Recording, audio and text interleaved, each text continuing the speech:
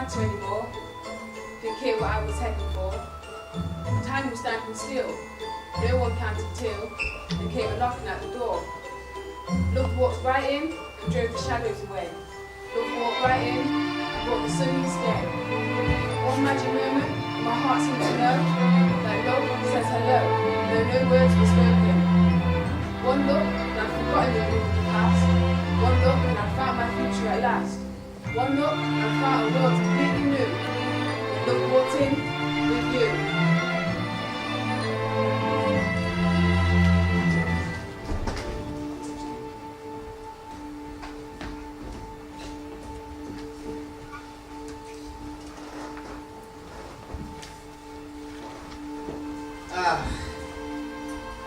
Sweet remembrances. Okay, now, where were we? Oh yeah, out of the darkness. I know I had it here somewhere. Okay. In the beginning, God created the heaven and the earth. And the earth was without form, void, and darkness was upon the face of the deep. And the Spirit of God moved upon the waters.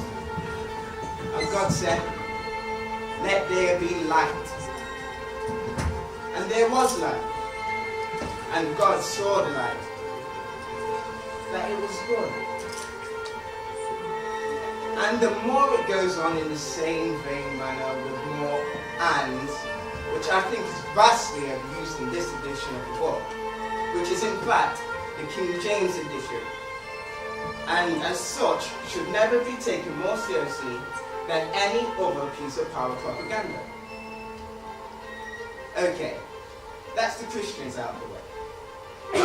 And we took a quick look at the Muslims and discovered that evolutionary theories are okay as far as they're concerned.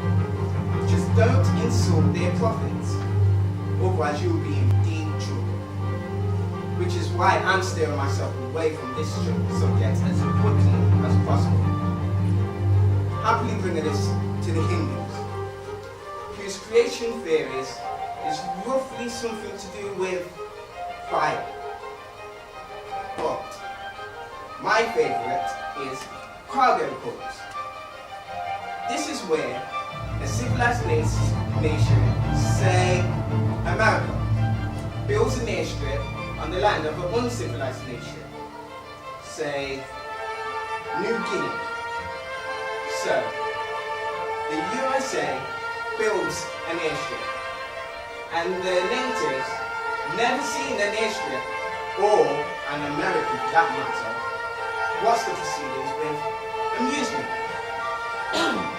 So, the Americans build an airstrip, and literally out of the blue, and I do mean out of the blue, planes start to arrive and supplying the Americans.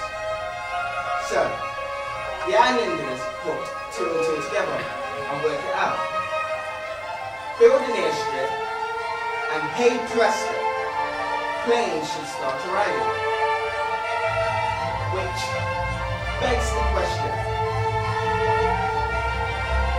do goldfish think my hand is gone?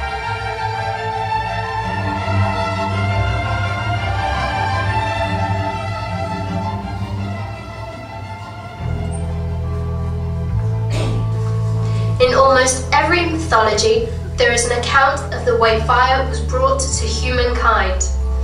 In Greek legend, the Titan Prometheus is represented as having stolen the precious flame from Mount Olympus, the home of the gods, or as having ignited a torch from the burning rays emitted by the chariot of the sun god Phoebus.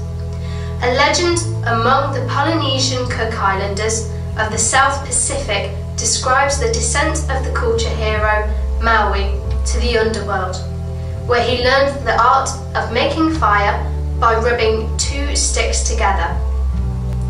Early inhabitants of the Caroline Islands believed that mortals received fire from the gods through the bird Mui, which brought it to earth in its bill and concealed it inside trees.